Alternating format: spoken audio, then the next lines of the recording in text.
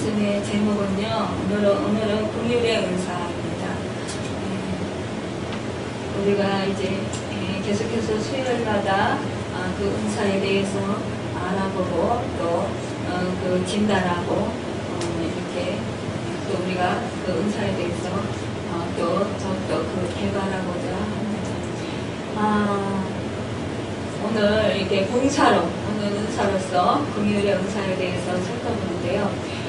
성령의 주신 그 은사를 주신 목적은 에베소서 4장 12절에서 말씀하셨듯이 성도를 온전케 하고 또 봉사의 일을 하게 하고 또 그리스도의 몸을 세우려 한다고 그렇게 말씀을 분명히 하고 있습니다.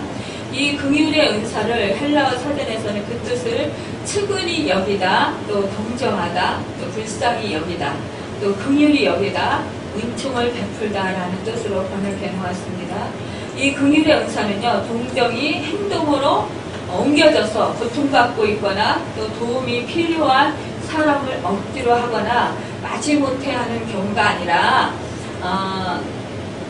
자기 자원하는 마음으로 정말 기쁨으로 그렇게 이 도움이 필요한 사람을 자발적으로 기쁘게 도와주는 그런 돕는 사람이라고 볼 수 있어요. 그래서 이것이야말로 하나님의 주신 능력이라고 볼 수 있습니다. 우리가 좀 전에 이제 본문 말씀으로 또한 마태복음 5장 7절을 우리가 함께 봉독을 했습니다.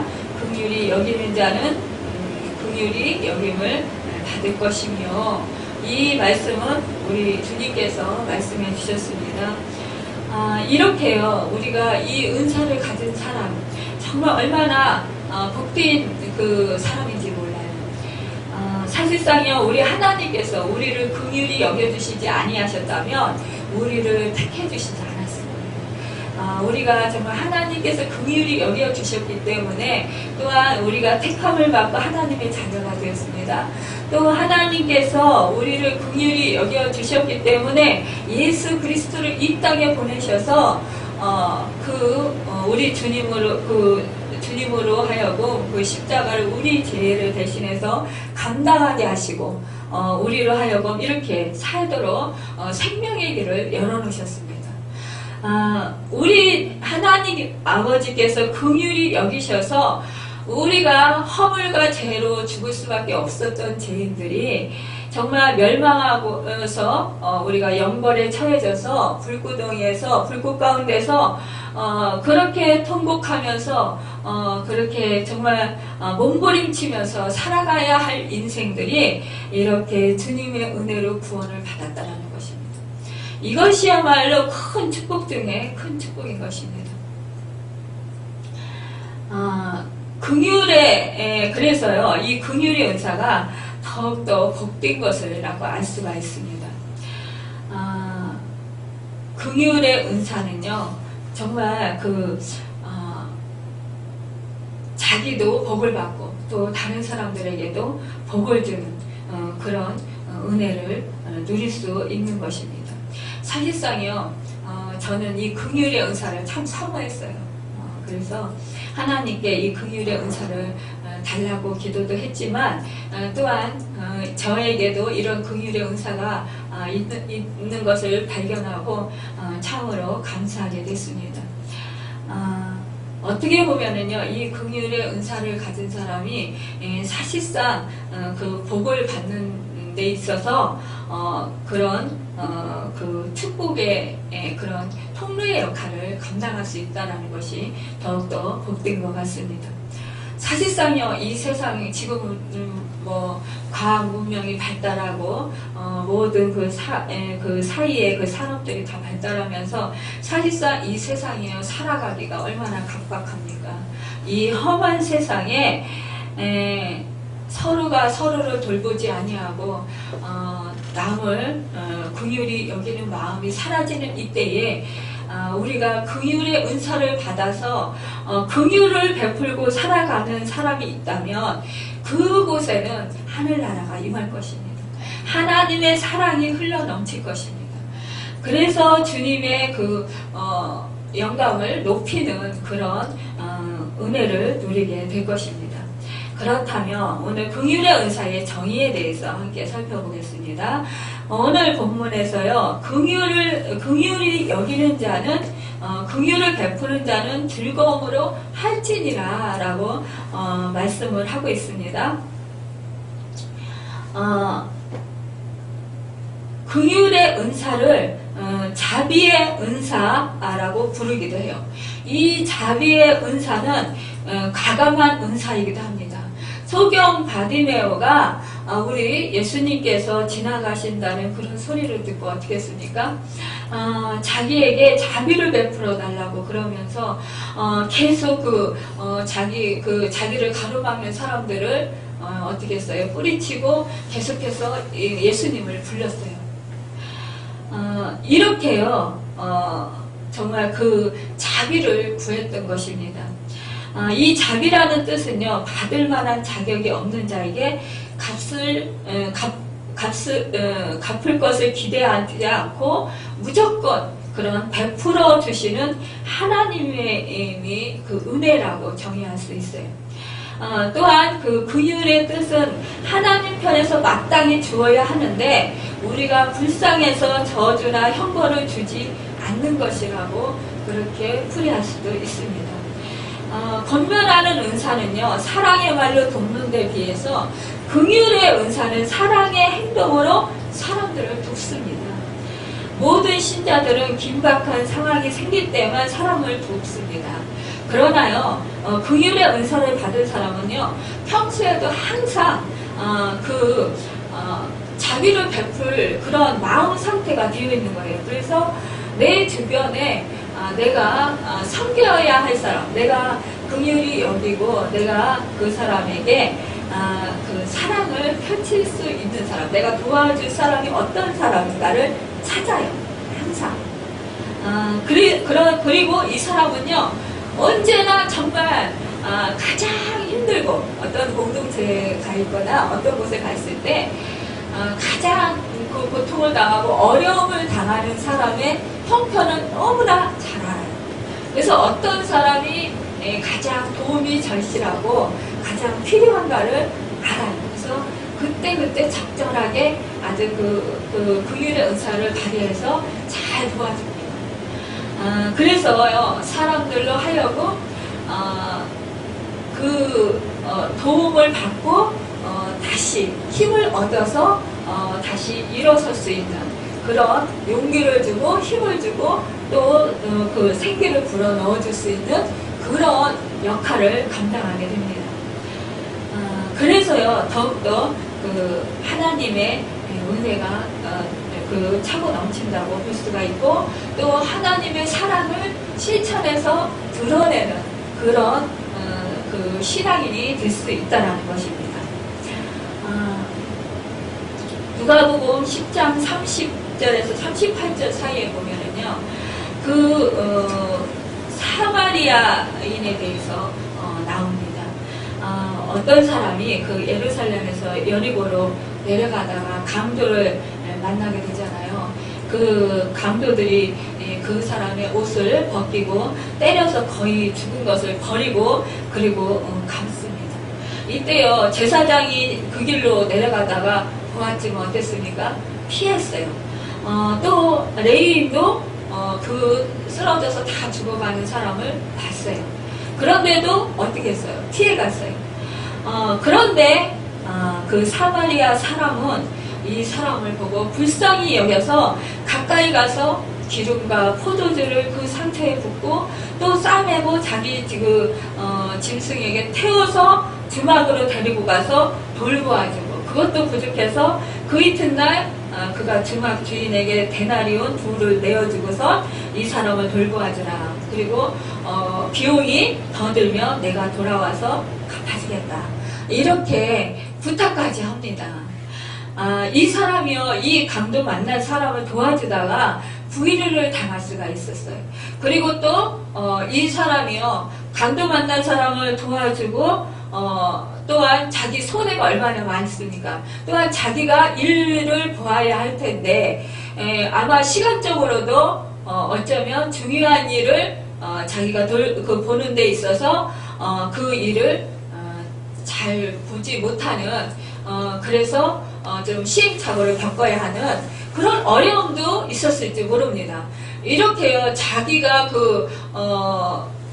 불이익을 당하고 또한 자기 것을 아낌없이 내어주면서 손해를 보고 또한 자기가 일해야 할 일들을 제때에 하지 못하더라도 이러한 어려움을 당하는 그런 감수를 하고서도 이렇게 알지 못하는 그 강도 만나서 정말 다 죽어가는 이 사람을 긍휼히 여기면서 보살펴주고 또 이 사람을 이렇게 섬겼다는 것입니다.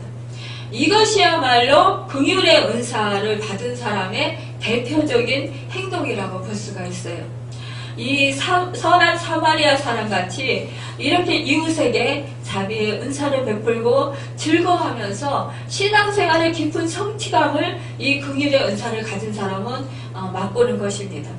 사실상요 누구에게 도움을 주면서 오히려 자기 것을 내어주면 아까워하고 그럴 거 아니에요. 그런데 이런 사람은요 오히려 아까워하는 게 아니라 오히려 기뻐요. 기뻐하면서 아주 기쁨으로 신나게 즐겁게 그렇게 그 남을 도와주면서 자기도 그 마음의 기쁨에 오히려 만끽하면서 즐거움을 찾는다는 거예요.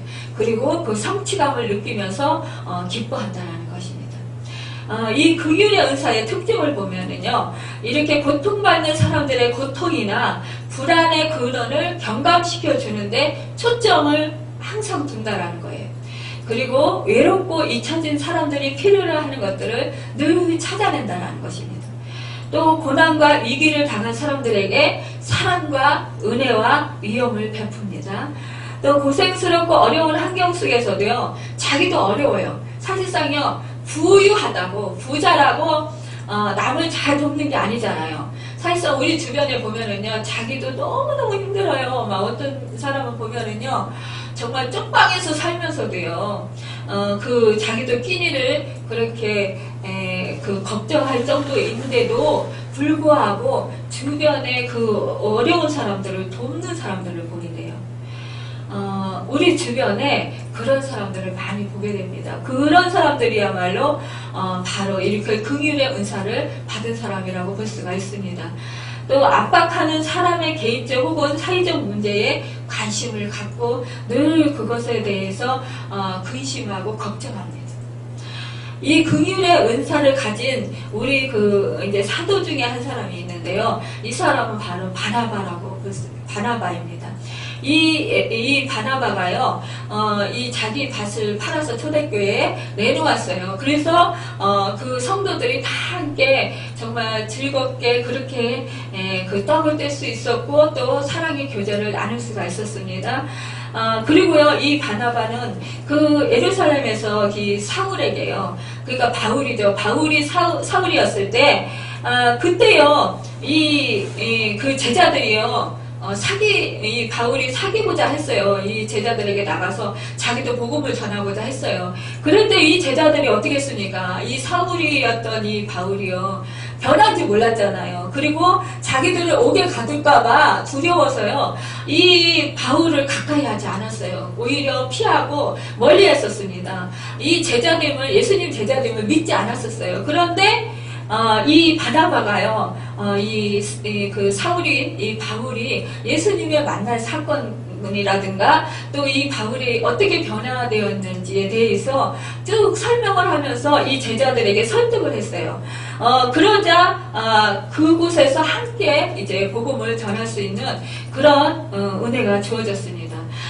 그래서 결국 그가 이제 함께 그 제자들과 함께 할 수 있었고, 또한 그 사도 바울이 결국 이렇게 우리에게 큰 정말 이 영향력을 끼치는 이런 그 서신서들을 얼마나 많이 썼습니까? 이신칭의 그런 놀라운 그런 말씀들을 쓰고, 또한 그런 교회를 세운 말씀, 또 그 교회에 대해서 부탁하는 말씀이라든가, 정말 여러 가지 우리가 정말 신앙의 본문을 받고 싶은 사람 하면 사실상 사도 바울을 우리가 꼽지 않습니까? 이렇게요, 놀랍게 정말 이 사도 바울이 세워지고 쓰임받을 수 있도록 이렇게 바나바가 큰 역할을 했다라는 것입니다. 우리가요, 우리 주변에도요, 우리가 서로 이렇게 믿음 생활 하지만 사실상 예전에 그 믿음이 없었던 그런, 오히려 그 교회를 핍박하고, 또 믿는 사람들에 대해서 막 저주하고 이랬던 사람들 사실상 우리가, 교회 안에 들어오면 사실 피하게 되잖아요. 그랬을 때 누군가가 그 사람의 그런 이렇게 정말 이제 변화된 그런 것을 이렇게 또 소개하면서 또 그 사람을 또 이렇게 설득을 시키면서 이렇게 서로 그 중재자의 역할을 하는 사람이 있을 때 정말 그 사람은 자연스럽게 이 교회 안에서 성도 간에 아름다운 그런 사랑의 교제를 나눌 수 있고 또한 그 걸림돌이 없이 또한 그 교회 안에서 정말 주님의 그런 일들을 또 할 수 있는 그런 은혜들을 누릴 수가 있습니다. 또한 우리가 고아의 아버지 하면 조지 물러를 들 수가 있어요. 이분 또한 긍휼의 은사가 있었기 때문에 이 고아를 보고 정말 자기가 이 고아원을 그렇게 세울 그런 계획을 세웠고 결국 하나님께 기도해서 어떻게 했습니까? 기도로 이분은 정말 온전히 하나님께 매달려서 하나님의 공급하심으로 말미암아 그런 수많은 그런 고아들을 그렇게 섬길 수가 있었던 것입니다. 우리 이렇게 주변에요, 이런 긍휼의 은사를 받은 사람들은 정말 이렇게 하나님의 그 사랑을 나타내고 실천하고 또 하나님이 기뻐하시는 그런 그 축복의 통로로서의 역할을 단단히 그렇게 할 수 있다는 것입니다. 이것이 큰 축복이라는 것입니다. 또한 우리가요, 이번에 그렇다면 은사자의 그런 자기 진단을 알아보는 시간을 갖겠습니다. 우리 지금 요즘 세상같이 이렇게 메마른 사이에서요, 정말 강팍한 이런 세상에서 하나님께서 하나님의 그 복된 하나님의 자녀들에게 특별히 주신 은사로 이제 이렇게 신자나 불신자 간의 육체적이나 정신적 문제를 가지고 고통당하는 사람들에게 순수하게 자비를 베풀고 또 실천적인 입장에서 고통을 덜어주고 또 그리스도의 사랑을 나타내는 능력이라고 생각하면서 하나님 앞에 겸손하게 그렇게 성령의 조명을 받으면서 진짜 나에게 주신 은사가 이 긍휼의 은사가 있는가 한번 살펴보도록 하겠습니다. 첫 번째로요, 도움이 요청되는 곳에 찾아가 개인적으로 긍휼의 은사를 사용한다. 그러니까 시대가 어려울수록요, 도움이 필요한 사람은 많이 생기게 마련이에요. 사실상 지금도요, 우리가 그렇게 생각을 해요. 요즘 세상에는 바꾸는 사람은 없어, 띠니 걸리는 사람은 없어라고 생각을 하고 있지만요, 사실상 우리가요, 먹을 것이 얼마나 풍족합니까? 지난번에 지난주 토요일 날이요, 제가 이제 지난주 토요일 날인가요, 결혼식에 갔었어요. 결혼식에 갔었는데 거기서 이제 목사님 따님이, 우리 동기선 목사님 따님이 이제 결혼을 하기 때문에 우리가 거기 가니까 이제 동기선 목사님들과 또 다른 곳에 사역하시는 그 목사님들이 많이 있더라고요. 근데 이상하게 앉게 됐는데 옆자리에 쭉 어떻게 앉게 됐어요, 우연히. 그 식당에서. 그런데 이제 얘기하는데 그래요. 한 분이요, 자기가 하나님의 은혜를, 절대적인 하나님 은혜로 자기가 이렇게 목회자가 됐다라는 거예요. 그러면서 자기는 쌀장사였다라는 거예요. 여자분인데 정말 등치도 좀 있으시더라고요. 연세도 좀 있으시고. 그런데 자기는 쌀장사하고 평생을 자기가 쌀장사를 끝낼 줄 알았대요. 근데 하나님께서 부르셔서 자기를 5대양 6대주로 돌리시더래요. 돌리셔서 자기는 이 목사 안수를 받자마자 그렇게 세계로 그렇게 하나님이 돌리셔서 돌아다녔대요. 이제 선교 사역하면서 다녔는데요. 너무나 불쌍한 그런 나라의 국민들이 너무나 많다는 거예요. 그래서 자기가 이거 너무 잘 먹는다라는 거예요. 너무 풍족하다라는 거예요. 이걸 풀어서 그 나라에 그 굶주리는 사람들에게 갖다 준다면 그 사람들은 정말 행복하게 그렇게 먹을 거라 이거예요. 그 사람들을 생각하면 너무 가슴이 아파서 자기가 이 음식을 먹는 데 있어서 감사함으로 먹지만 하나님께서 자기에게 주셔서 먹지만 그러나 그들을 생각하니까 목에서 목이 메어서 안 넘어간다고 이렇게 말씀을 하시더라고요. 사실상요 어느 교회에서는요 쌀을 나눠줘요 이웃에게. 근데 그 극동방송에서 이렇게 어느 목사님이 말씀하시는데요, 이렇게 쌀을 이렇게 놓고서 그러니까 뒤주를 놓고는요 마음대로 그러니까 필요한 사람은 누구 제재도 받지 아니하고 그냥 필요한 만큼 가져가는 거예요. 그런데요 쌀이 엄청나게 많이 없어진다는. 그런데도 놀랍게 정말 그 돈이 엄청 많이 들어가는데도 자기네 교회에서는 감당할 수가 없다라는 거예요. 근데 하나님께서 놀랍게 또 그 쌀을 채워주신다라는. 그러면서 하나님의 역사가 이렇게 크다고 그러면서 간증을 하시면서 하나님께 영광 돌려드리는 것을 제가 듣게 됐습니다. 우리 주변에요 이렇게 아직도 정말 끼니 걱정하고 굶는 분들이 있어요. 그래서 어느 분은 또 이 편지로 또 그렇게 썼더라고요. 자기가 남편이 사업을 망해서 갑자기요 쫓겨나게 됐대요. 그러니까 집도 뭐 아무것도 없는 거예요. 그래가지고 길거리에 내앉았는데 정말 어떤 분의 도움으로 이렇게 쪽방에서 살게 됐나 봐요. 그런데 끼니가 없잖아요. 쌀이 없잖아요. 그래서 쌀 걱정을 하고 있는데 어느 교회에서 쌀을 준대더라. 마음껏 가져가고 싶은 만큼 가져가도 된대더라. 그 소문을 들은 거예요. 그래서 멀은데도 그 쌀을 가지러 일부러 그 먼데도 가서 쌀을 가지고 와서 그 쌀로 밥을 해먹고 그러면서 하나님 저도 이 쌀을 이렇게 먹고 살고 있으니까 도움을 받고 살고 있으니까 하나님 저도 쌀을 이렇게 남을 도울 수 있도록 저도 축복해 주시라고 그렇게 기도를 했대요. 그런데 지금은요 그 남편 하는 사업이요 너무 잘 돼가지고요 지금은 정말 쌀을 베풀고 있다라는 거예요. 나눠주고 있다라는 거예요. 그러면서 그 간증을 하시더라고요. 그러면서 얼마나 그렇게 감사하다고 하나님 은혜가 감사하다고 그러면서 이렇게 말씀하시는 것을 보게 되었습니다. 이렇게요 시대가 어렵지만 그러나 이렇게 도움이 필요한 곳에 정말 많이 생기게 되는데 이들에게 찾아가서 마음의 고통을 함께 나누고 그들을 도와준다는 것입니다. 또 두 번째로 영육 간의 문제를 만나 도움이 필요한 사람에게 실제적인 사랑을 베풉니다. 영적인 뿐만 아니라 좀 전에 말씀드렸던 것처럼 또 정신적으로 또 풀리지 않는 문제를 만나서 갈등을 겪는 그런 지체들에게 구체적으로 가서 정말 말씀으로 이렇게 전하면서 또 행동으로 실천하면서 그렇게 사랑을 베푼다라는 것입니다. 또 세 번째로 친절한 마음이 자연적으로 생기고 도와주길 잘하고 어떤 보수를 바라지 않는다라는 것입니다.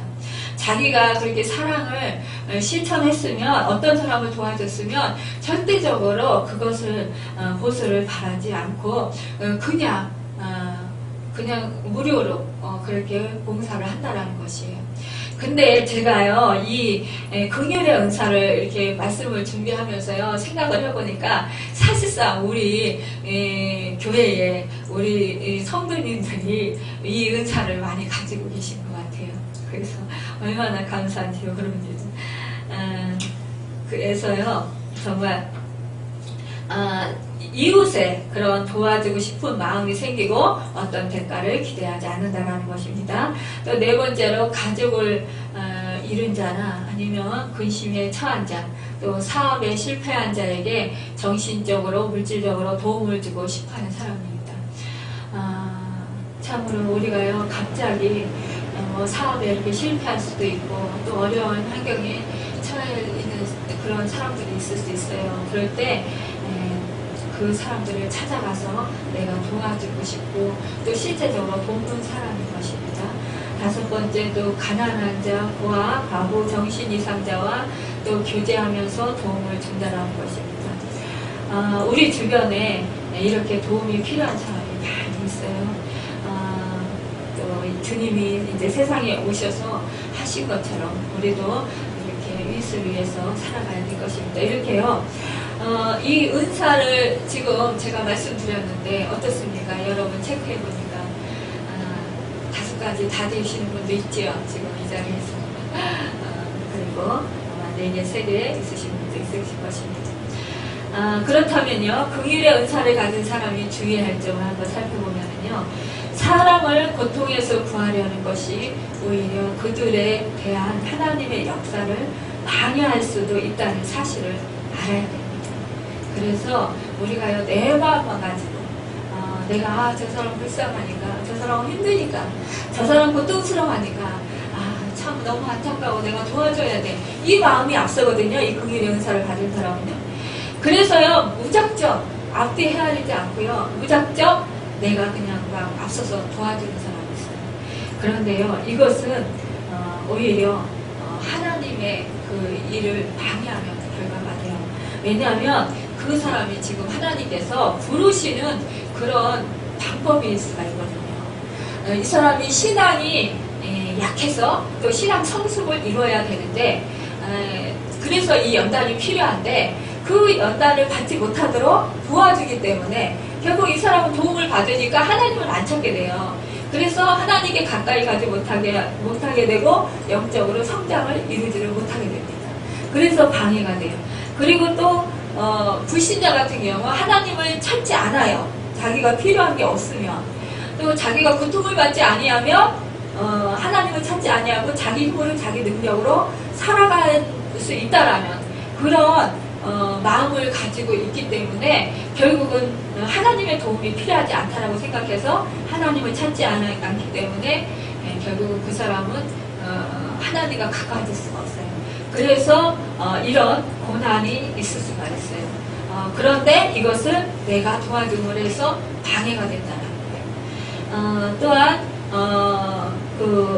주의할 점의 그 두 번째는요, 도움을 받은 어떤 사람들에게서 감사의 표현이나 또 무슨 표시가 없을 때 오는 인정받지 못한 것에 대한 감정 처리가 필요합니다.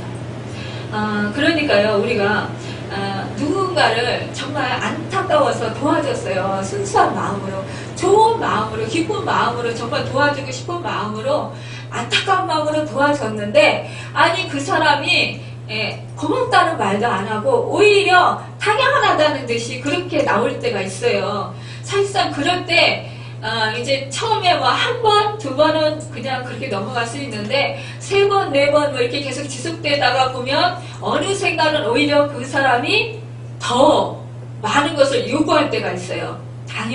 그동안에 도와준 건 당연한 거고 더 많은 것을 요구할 때, 이럴 때요 사실상 화가 나요. 그리고 속상하고 그리고 서운한 마음이 들어서 마음이 상하게 돼요. 그런데요, 이럴 때 우리는 하나님께서 다 보고 계시고 아시고 계시다. 그렇기 때문에 하나님께서 다 갚아주실 것이고 하나님께서 다 인정하고 계신다. 나는 하나님께서 인정을 받으면 되는 것이다. 그러니까 사람에게 인정을 받으려고 하지 않아야 된다는 것입니다. 그리고 세 번째로 이제 주의할 점은요, 다른 사람의 고통의 근원에 대해서 방어적이 되거나 분노하는 것을 조심해야 된다는 거예요.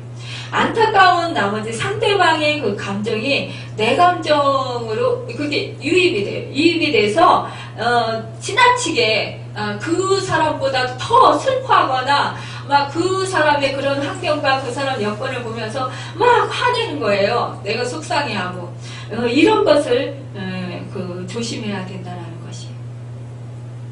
그렇다면 긍휼의 은사의 분별을 살펴보면은요, 성령으로 그 은사로 오는 그 긍휼의 은사는요, 문제를 가지고 고통을 당하는 사람에게 정말 순수한 사랑의 마음을 가지고 또 그 하나님이 그 어떻게 생각하실까를 생각하면서 하나님의 편에서 이 사람을 정말 기도하면서 어떻게 도와줘야 될까요? 라고 이렇게 기도하는 마음으로 또 하나님께 의지하는 마음으로 이렇게 도와주는 그런 행동으로 그런 마음을 가지고 실천하는 것을 성령으로부터 오는 그런 은사라고 볼 수가 있습니다.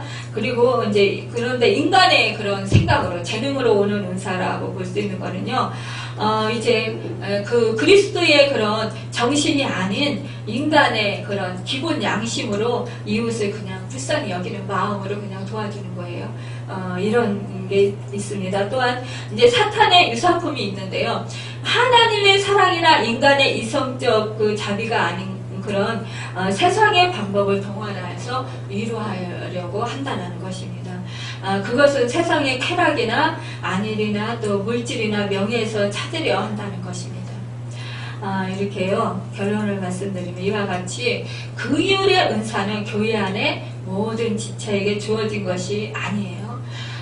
특별하게 은총 입은 지체에게 주어지신 것으로 문제를 가지고 고통당하는 사람들에게 순수한 사랑으로 그렇게 그 마음을 가지고 행동하는 그런 신앙의 능력을 말하고 있습니다. 이 은사는요, 이 긍휼의 은사를 받은 사람은 주로 이제 그 뭐 봉사부나 아니면은 그 교육부 아니면은 식당 관리부 또 전도부 뭐 구역장 이런 곳에서 이렇게 일을 하면 더욱더 그 은사 발휘가 더욱더 잘 되고 또 하나님의 축복이 넘치게 될 것입니다. 여러분, 우리가요 하나님께 받은 은사를 땅에 묻지 말고 잘 개발하고 또 잘 열심히 사용해서 하나님의 넘치는 축복이 임하시고 또 하나님께 영광 돌려드리는 여러분과 제가 되기를 예수님의 이름으로 축원합니다. 기도하겠습니다.